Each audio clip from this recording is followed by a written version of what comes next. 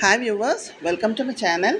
இன்றைக்கி வஞ்சரம் தலை குழம்பு நம்ம செய்ய போகிறோம். அது ஒரு டிஃப்ரெண்ட்டான முறையில் நம்ம செய்ய போகிறோம். இந்த மாதிரி வஞ்சரம் பீசஸ் தலை நல்லா சின்ன சின்ன பீசஸாக கட் பண்ணி நம்ம இந்த மாதிரி வாங்கிக்கலாம். இதை நல்லா க்ளீன் பண்ணி வாஷ் பண்ணி ஒரு சைடில் வச்சிடலாம். பிறகு அதற்கு தேவையான மசாலா நம்ம மிக்சியில் அரைச்சிக்கலாம். ஒரு 4 பீசஸ் தேங்காய் பத்தை, 2 வெங்காயம், ஒரு 4 தக்காளி, 4 பச்சை மிளகாய் நல்லா சேர்த்து நம்ம மிக்சியில் அரைச்சிடலாம். தேங்காய் நல்லா அரைஞ்ச உடனே நம்ம பச்சை மிளகாவும் தக்காளியும் சேர்த்துக்கலாம். நல்லா மெல்லிசை நம்ம அரைச்ச பிறகு நம்ம இது மசாலா தனியாக சைடில் எடுத்து வச்சுக்கலாம். இது ஒரு சின்ன கடையில் நான் அந்த மசாலாவை எடுத்து தனியாக வச்சிடுறேன். இதற்கு தேவையான பொடிகள் நம்ம சேர்த்துக்கலாம். மிளகாத்தூள் ஒரு 2 டேபிள் ஸ்பூன், தனியாத்தூள் ஒரு 2 டேபிள் ஸ்பூன், பாதி டேபிள் ஸ்பூன் மஞ்சத்தூள் நம்ம சேர்த்துக்கலாம். கல் உப்பு இதில் நம்ம சேர்த்துக்கலாம். ஏன்னா கல் உப்பு சேர்த்தா தான் நல்லா கொஞ்சம் டேஸ்ட்டாக இருக்கும் இந்த வஞ்சரம் மீன் தலை குழம்பு சால்ட்டை விட. ஸோ இந்த கல் உப்பு நான் இதில் சேர்த்துக்கிறேன்.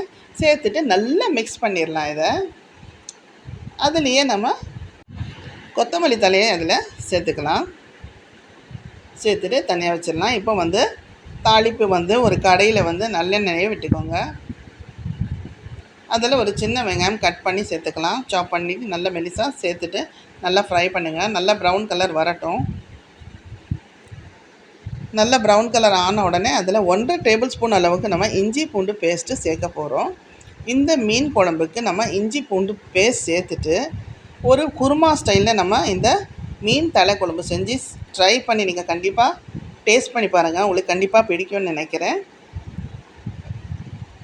இப்போ நம்ம நல்லா ஃப்ரை பண்ணியாச்சு. நம்ம சைடில் வச்சுருக்கிற இந்த கிரேவி கடாயில் சேர்த்துக்கோங்க. சேர்த்துட்டு நல்லா குக் பண்ணுங்கள். ஒரு 1/4 கிளாஸ் தண்ணி கூட நம்ம அதில் சேர்த்துக்கலாம். ஏன்னா திக்காக இருக்குது கிரேவி. இந்த மாதிரி சேர்த்துட்டு நல்லா குக் ஆகட்டும்.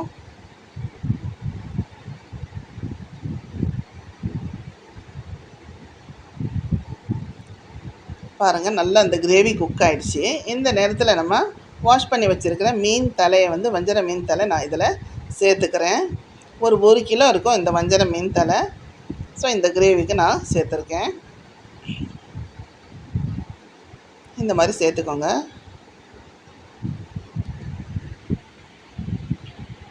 நல்லா மிக்ஸ் பண்ணி விடுங்க. உடையாத மாதிரி ஸ்லோவாக மிக்ஸ் பண்ணணும். அப்போ தான் மீன் உடையாது. ஏன்னா இந்த மீன் ரொம்ப சாஃப்ட்டு. ஸோ அதனால் நம்ம டெலிகேட்டாக ஹேண்டில் பண்ணணும். இதில் சைடில் நல்லெண்ணெய் நல்லா சூடு பண்ணி வச்சுருக்கேன். அந்த நல்லெண்ணெய் இதில் இந்த டைமில் தான் சேர்க்குறோம். அதாவது நல்லா கிரேவி ஆன பிறகு மீன் போட்ட பிறகு நம்ம இந்த நல்லெண்ணெயை சேர்த்துக்கலாம். சேர்த்துட்டு இந்த மாதிரி நல்லா மிக்ஸ் பண்ணி விடுங்க.